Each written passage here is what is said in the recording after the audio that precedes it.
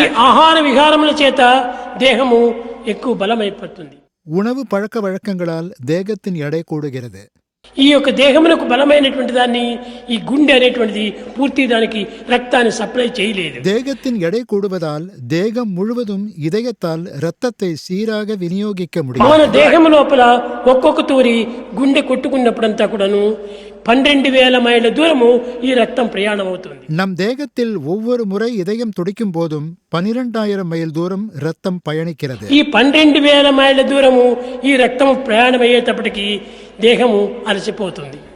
12,000 mile தூரம் இரத்தம் பயணிக்கும் போது தேகம் சோர்வடைந்து விடுகிறது.